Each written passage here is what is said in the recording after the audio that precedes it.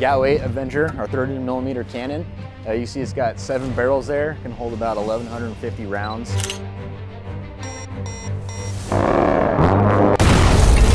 A bunch of different bombs. So you have our laser guided bombs, you have the GPS guided bombs, small diameter bombs, which give us a little more range, all the way down to the Mark 82, which is dumb bomb body kit. As the defense budget hangs in the balance and the fiscal axe of removal looms large, rumors have swirled that the Air Force is poised to send its trusty A-10 Warthog fleet to the boneyard. With the challenge set, the legendary A-10 Warthog has undergone a stunning transformation. Its wings now gleam with a cutting-edge sheen, razor sharp and ready to strike. The best part is sitting right above that 30mm cannon. Its arsenal, once formidable, has been upgraded with the latest technology. Has an effective 30mm gun for strafing. It can engage both armor and soft targets with general purpose and precision munitions. Bristling with precision-guided munitions and laser-guided bombs, is this iconic aircraft ready to unleash its fury on the modern battlefield? Join us as we explore the US new A-10 Warthog after upgrade.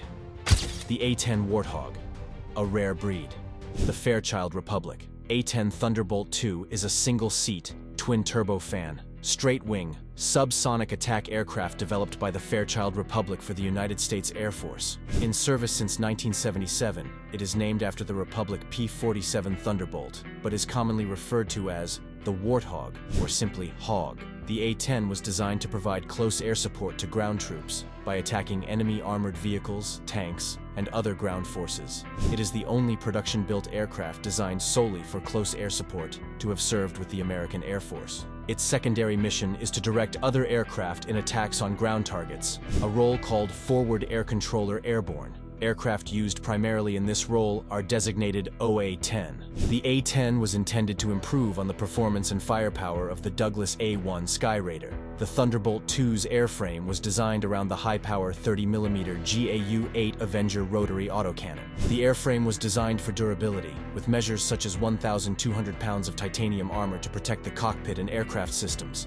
enabling it to absorb damage and continue flying. Its ability to take off and land from relatively short and unpaved runways permits operation from airstrips close to the front lines, and its simple design enables maintenance with minimal facilities. It served in the Gulf War, the American-led intervention against Iraq's invasion of Kuwait, where the aircraft distinguished itself. The A-10 also participated in other conflicts, such as the Balkans, Afghanistan, the Iraq War, and against the Islamic State in the Middle East. The A-10A single-seat variant was the only version produced, though one pre-production airframe was modified into the YA-10B twin-seat prototype to test an all-weather night-capable version. In 2005, a program was started to upgrade the remaining A-10A aircraft to the A-10C configuration, with modern avionics for use with precision weaponry.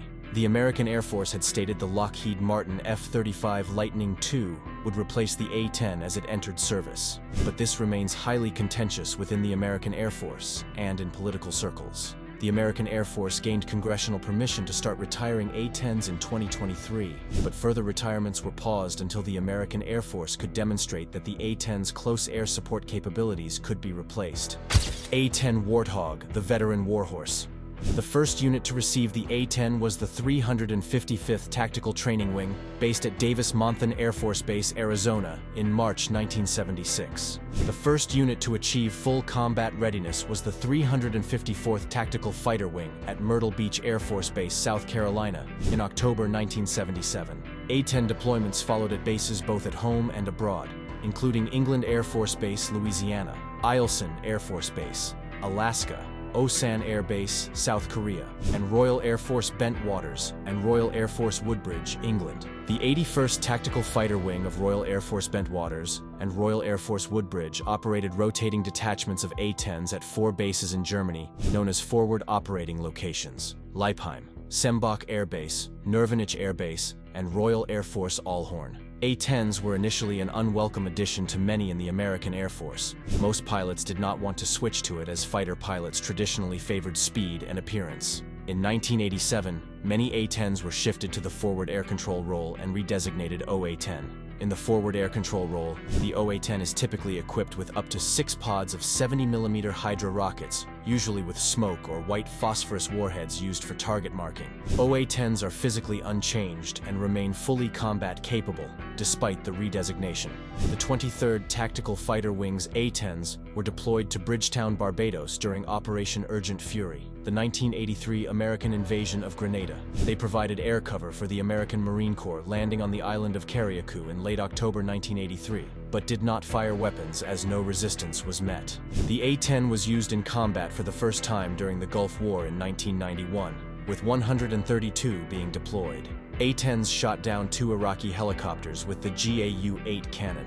The first of these was shot down by Captain Robert Swain over Kuwait on February 6, 1991 for the A-10's first air-to-air victory. 4 A-10s were shot down during the war by surface-to-air missiles, and 11 A-10s were hit by anti-air artillery rounds. Another 2 battle-damaged A-10s and OA-10As returned to base and were written off. Some sustained additional damage in crash landings. At the beginning of the war, A-10s flew missions against the Iraqi Republican Guard, but due to heavy attrition, from February 15th, they were restricted to within 20 nautical miles of the southern border. A-10s also flew missions hunting Iraqi Scud missiles. The A-10 had a mission-capable rate of 95.7%, flew 8,100 sorties, and launched 90% of the AGM-65 Maverick missiles fired in the conflict. Shortly after the Gulf War, the American Air Force abandoned the idea of replacing the A-10 with a close air support version of the F-16. A-10s fired approximately 10,000 30mm rounds in Bosnia and Herzegovina in 1994 to 1995. Following the seizure of heavy weapons by Bosnian Serbs from a warehouse in Ilija, multiple sorties were launched to locate and destroy the captured equipment. On August 5, 1994, 2 A-10s located and strafed an anti-tank vehicle. Afterward, the Serbs agreed to return the remaining heavy weapons. In August 1995, NATO launched an offensive called Operation Deliberate Force. A-10s flew close air support missions, attacking Bosnian Serb artillery and positions. In late September, A-10s began flying patrols again. A-10s returned to the Balkan region as part of Operation Allied Force in Kosovo, beginning in March 1999. As at that time, A-10s escorted and supported search and rescue helicopters in finding a downed F-117 pilot.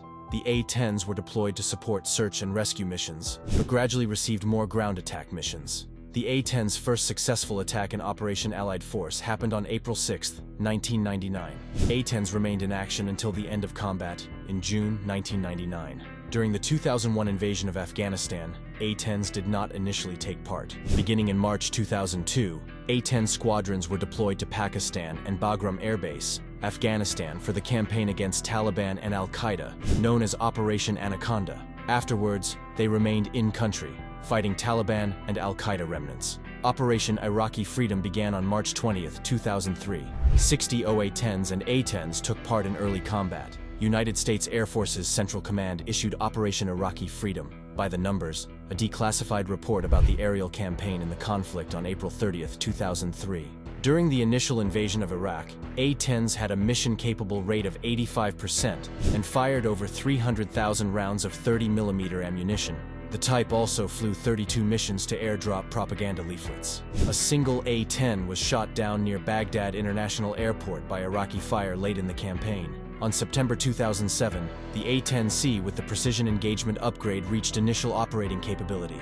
The A-10C first deployed to Iraq in 2007 with the 104th Fighter Squadron of the Maryland Air National Guard. The A-10C's digital avionics and communication systems greatly reduced the time to acquire and attack close air support targets. A-10s flew 32% of combat sorties in Operation Iraqi Freedom and Operation Enduring Freedom. These sorties ranged from 27,000 to 35,000 annually between 2009 and 2012. In the first half of 2013, they flew over 11,000 sorties in Afghanistan. From the start of 2006 to October 2013, A-10s conducted 19% of close air support missions in Iraq and Afghanistan, more than the F-15E Strike Eagle and B-1B Lancer, but less than the 33% flown by F-16s. In March 2011, 6 A-10s were deployed as part of Operation Odyssey Dawn, the coalition intervention in Libya. They participated in attacks on Libyan ground forces there. The American Air Force 122nd Fighter Wing revealed it would deploy to the Middle East in October 2014 with 12 A-10s. Although the deployment had been planned a year in advance in a support role, the timing coincided with the ongoing Operation Inherent Resolve against Islamic State militants. From mid-November, American commanders began sending A-10s to hit Islamic State targets in central and northwestern Iraq on an almost daily basis. In a 2-month period, A-10s flew 11% of all American Air Force sorties since the start of operations in August 2014.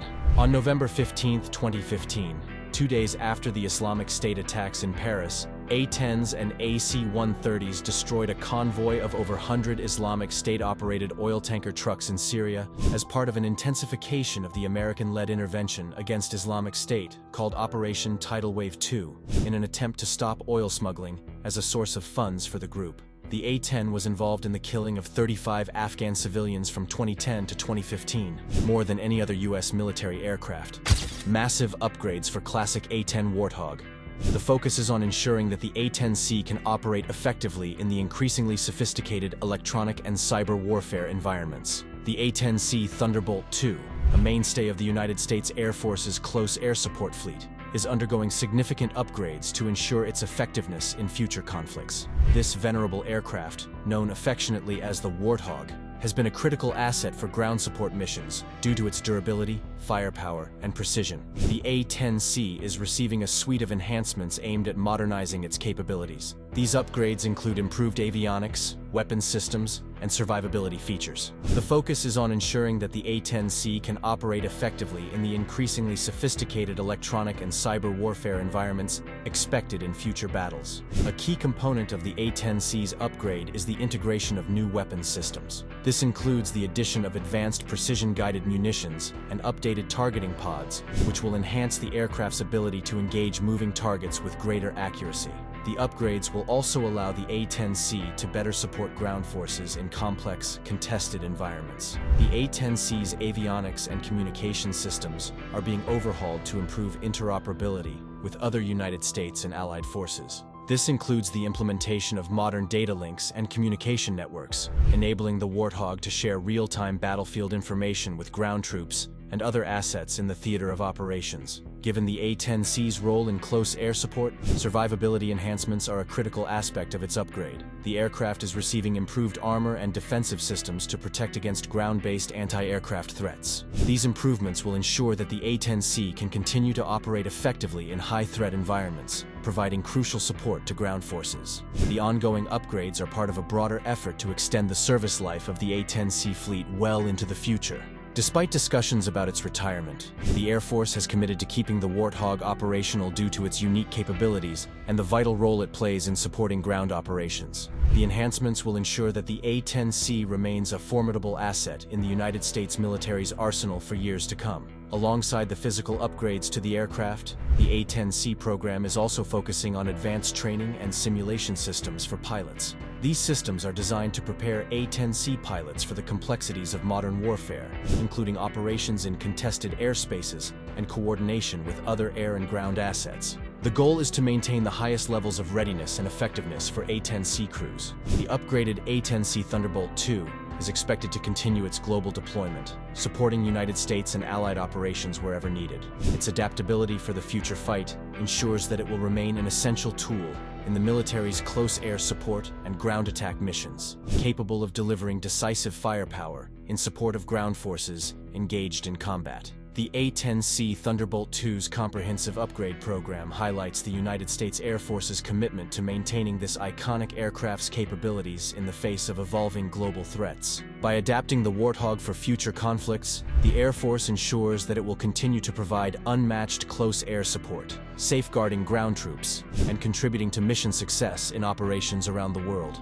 The future is unclear for the Warthog. The A-10's future remains a subject of debate. In 2007, the American Air Force expected it to remain in service until 2028 and possibly later, when it would likely be replaced by the Lockheed Martin F-35 Lightning II. Director of the Strauss Military Reform Project of the Project on Government Oversight Winslow Wheeler, a critic of this plan, said that replacing the A-10 with the F-35 would be a giant leap backwards, given the A-10's performance and the F-35 high costs. In 2012, the United States Air Force considered the F-35B Stow-Viel variant as a replacement close air support aircraft, but concluded that it could not generate sufficient sorties. In August 2013, Congress and the United States Air Force examined various proposals, including the F-35 and the MQ-9 Reaper unmanned aerial vehicle filling the A-10's role. Proponents state that the A-10's armor and cannon are superior to aircraft such as the F-35 for ground attack, that guided munitions could be jammed, and that ground commanders commonly request A-10 support. In the United States Air Force's FY 2015 budget, the service considered retiring the A-10 and other single-mission aircraft, prioritizing multi-mission aircraft. Cutting a whole fleet and its infrastructure was seen as the only method for major savings. The U.S. Army had expressed interest in obtaining some A-10s for the United States Air Force to retire them, but later stated there was no chance of that happening. The United States Air Force stated that retirement would save almost $4 billion from 2015 to 2019. Guided munitions allows more aircraft to perform close air support duties and reduces the need for specialized aircraft. Since 2001, multi-role aircraft and bombers have performed 80% of operational close air support missions. The United States Air Force also said that the A-10 was increasingly vulnerable to modern anti-aircraft weapons, but the Army replied that it had proved invaluable due to its versatile weapons loads, psychological impact, and limited logistics needs. A fight to revive A-10's glory. Emotionally, it was never going to be a fair fight. The grizzled A-10 Thunderbolt II Warthog close air support aircraft, with its unmistakable profile, ear-splitting 30mm Gatling-style autocannon, and reputation for delivering ground troops from certain death, is so beloved that lawmakers and fans have successfully protested its retirement, even as it nears a half-century of service. By comparison, the F-35 Joint Strike Fighter, a stealthy fifth-generation jet whose best capabilities are high-end and invisible, is relatively new to the fight, and still best known by many for its arduous path to production, fraught with cost overruns, delays, and setbacks. Nowadays, the F-35 has begun to prove itself. The unit cost of the jets dropped to a low of $78 million last year, down from a shocking $133 million more than a decade ago. The aircraft was first used in combat in 2019 and has begun to get its share of good press for its high-tech capabilities, such as its ability to create a network linking other aircraft in the sky and to obliterate enemy assets before they even know it's in their vicinity. But in 2016, when rumors of an A-10 versus F-35 fly-off first began to surface, many, including then Congresswoman and former A-10 pilot Martha McSally, thought the challenge would prove, once and for all, that the older and more visibly muscular Warthog could put the fancy new F-35 to shame. The fly-off test happened in 2018, but the results remained largely cloaked in secrecy, even as organizations like the Project on Government Oversight called for details. But at the end of October, nearly 5 years after the fly-off took place, Pogo released the much-anticipated report. How did the two planes fare?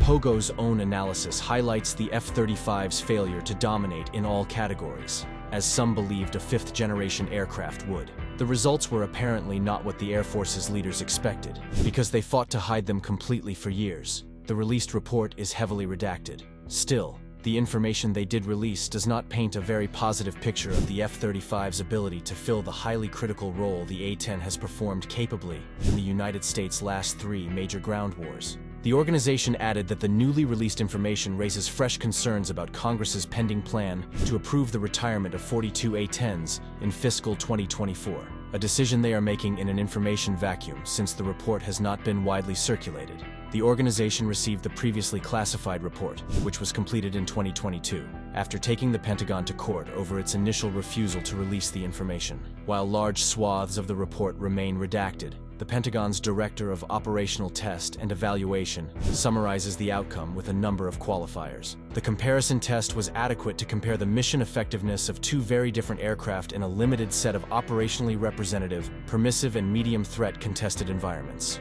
High-threat missions were not included as all variants of the F-35 were then in test to confirm these capabilities. The 3 capabilities that were involved in the fly-off were combat search and rescue, forward air controller airborne, which involves in-flight airspace management of planes supporting ground troops, and direct close air support. The trials were conducted over Edwards Air Force Base, California, and Nellis Air Force Base, Nevada, and involved a mix of day and nighttime scenarios in both permissive and contested exercise environments. In all, according to the report, the fly-off involved 69 sorties and 117.5 hours of flight time. 19 A-10 pilots and 8 F-35 pilots participated. A biased warfare. The report acknowledged an imbalance from the start, as the A-10 pilots generally had more experience in a specific set of missions, while the F-35 pilots, though they had similar numbers of flight hours, had gotten most of their experience on other aircraft and in a more diverse set of missions. From the outset, there were a few limitations in the parameters of the test due to training conditions and some communication system issues. Neither F-35 nor A-10 pilots could coordinate digitally with the Joint Terminal Attack Controller on the ground due to radio problems. Digital communication with wingmen and strikes during forward air controller airborne missions was also spotty. Only inert ordnance was used in the test, and though close air support testing plans called for helicopters to support, none were available to participate. Ground troops were also unavailable for the test. While none of these issues invalidated the tests, according to the report, a more dynamic and representative environment for operational testing of these missions may be needed to judge improvement in various systems' performance. The typical loadout of the A-10 enabled more attacks than the typical loadout of the F-35A, particularly in the test environment. The report states of the close air support mission findings, amid thick blocks of redacted text. Another partial statement describes location errors for GPS-aided weapons, saying that A-10 pilots were able to fly closer to their targets than F-35 pilots were due to their tactics, and that this may account in the observed difference between the platforms regarding target location errors. Further down, a partly redacted paragraph appears to indicate a possible need for additional aircraft to conduct threat suppression and counter-air roles while the F-35 completes close air support missions. Ultimately, though, the report reiterates that the F-35 maintains its clear capability advantage over the A-10C in higher threat environments, an environment where the A-10 was not designed to operate. For the sensitive forward air controller test, nearly all findings are redacted except for a sentence stating that A-10 pilots reported a significantly lower workload than their F-35 counterparts while conducting the same mission.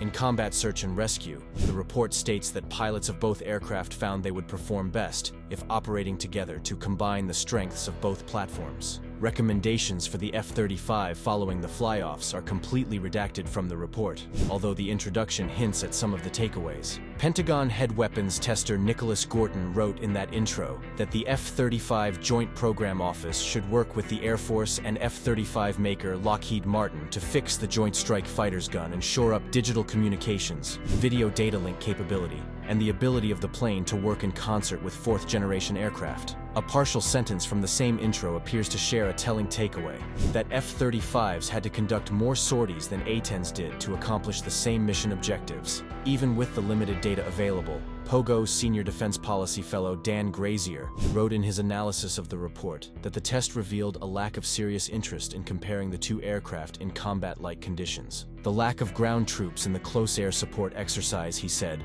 suggests that Air Force leaders weren't interested in a true close air support demonstration. The F-35 wasn't really put to the test in an environment that would require it to track and engage elusive ground targets. Likewise, the open ranges of China Lake did little to replicate wooded and camouflaged environments where real combat search and rescue is most likely to happen. For Grazier, the test did little to allay concerns over retiring the A-10, with no dedicated close air support platform to take its place. Doing so would be an irrevocable mistake. The ability of the F-35 to replace the A-10 has never been demonstrated. Air Force leaders have yet to take even preliminary steps to prepare their F-35 pilots to perform the most important combat role with which they have been entrusted. That's not how the Air Force sees it, though. Last year, Air Force Secretary Frank Kendall called the A-10 an old aircraft that was not survivable against modern threats, joining the service's years-long call for the plane's retirement. Kendall has since added that the aircraft doesn't scare China. These statements get to the heart of the greatest tension in defense planning and investment. Should services continue to spend on what they know has worked in past conflicts, or pour resources into the tools and systems they believe will serve them well in the future? The F-35 is built for standoff missions against sophisticated near-peer foes. It's not made to specialize in dogfights or close air support. The war in Ukraine illustrates the challenges of close air support on a modern battlefield, where both sides have effective anti-aircraft weapons. Yet critics of the move to retire the A-10s rightly point out that having no direct replacement leaves the United States military vulnerable if an operational need for close air support does arise. The Air Force's current plan has all A-10s headed to the boneyard by 2029. The newly public fly-off report makes clear that the move leaves many questions unanswered about what will happen when the era of the Warthog ends. Why some A-10s rock. the fearsome shark teeth war paint. There are the ordinary A-10 Thunderbolt II attack aircraft, and then there are what one U.S. Air Force squadron commander called the coolest-looking A-10s. Those planes are the ones rocking the ferocious shark teeth war paint. It's not just any A-10s that have shark teeth. Lieutenant Colonel Matthew Shelley, an experienced A-10 pilot and the commander of the 74th Fighter Squadron, told Insider. It's only the 74th and 75th Fighter Squadrons of the 23rd Fighter Group and the 76th Fighter Squadron, once part of the 23rd, but now part of a reserve unit at Moody Air Force Base that fly with shark's teeth. There are other A-10 units that have nose art, but not the iconic shark face, he said. For instance, the Air Force Reserve's 442nd Fighter Wing at Whiteman Air Force Base in Missouri gave their A-10's Warthog teeth with tusks in 2015 after an aircraft structural maintenance technician asked, "Why don't ours have teeth?" The shark's mouth paint job for the A-10 is unique to the 74th, 75th, and 76th Fighter Squadrons because the iconic design is directly tied to their history and heritage as the original 3 Flying Tiger squadrons of the 23rd Fighter Group. Why the Air Force can't send historic number of A-10s to the boneyard in 2025. The A-10 is a tried and true design that has served our nation well. In an era of increasingly complex, expensive, and troubled weapons procurement, it is essential to have some systems that are solid and reliable. With only modest changes to the original design, the A-10 has been upgraded to meet the challenges of the future and deliver its trademark firepower, durability, survivability, and persistence to battlefield hotspots for decades to come. The A-10 is and will continue to be cheap. While it is ugly, slow, and old-fashioned, it remains the most cost-effective way of delivering aerial firepower to the battlefield. While it is possible to drop ordnance and provide suppressive fire with other fighter platforms, few would consider the F-22, F-35, F-15, or F-16 as ideal ways of performing this essential mission. In fact, the F-22 has been excluded from such missions and is in danger of becoming a force in being for big wars, rather than an asset that can actually be used in the conflicts we are currently fighting. A rational force structure would retain the A-10 as the unglamorous but necessary low component of a high-low mix, and would thus free our more expensive platforms for missions such as air superiority and strategic bombing that demand higher performance. Especially in our wars of choice, the American public is notoriously casualty adverse. We will continue to send our brave men and women into harm's way for the foreseeable future, so it is essential to provide them with the best tools possible to allow them to complete their mission and return safely home. Survivability is the hallmark of the A-10, and many of our pilots owe their lives to its rugged construction. Other low-cost options such as the Apache helicopter, Super Tucanos, and the Textron Scorpion do not have the total package of survivability of the A-10. The A-10 does a few things better than any other platform in existence. While ground pounding may not be glamorous, it is a function that will not simply go away. If the Air Force eliminates the A-10, it will replace the core competency with some combination of bad options. First, the military could have other fixed-wing aircraft filling the void, but this would likely not be the most cost-effective option. Second, we could increase the burden on helicopters to perform this task, but they would likely suffer from their inherent limits of speed, payload, and survivability. Finally, force planners could gamble that some as yet unproven combination of drones or smart artillery could provide this firepower for the battlefields of the future. In each of these scenarios, a significant risk is assumed, and it remains unclear that the proposed solution could either accomplish the mission or do so at an acceptable cost in blood or treasure. Given the A-10's demonstrated speed, maneuverability, ruggedness, redundant systems, and combat record, why take such risks? Perhaps the single best reason to save the A-10 is that it will preserve a working relationship between the Air Force and the troops on the ground. Grunts are superstitious, fickle, needy, and ultimately damn fine creatures that need physical, emotional, logistical, and psychological support. Killing the single best weapon for close air support would be the bureaucratic equivalent of the Air Force giving the Army and Marines on the front lines the finger. This blow would be even crueler if it was done to achieve only a modest cost savings. To preserve this relationship and to ensure battlefield dominance for decades to come, the Air Force should maintain the ugly, slow, unsexy, and unparalleled killing machine, the A-10. Thanks for watching. See you in our next video.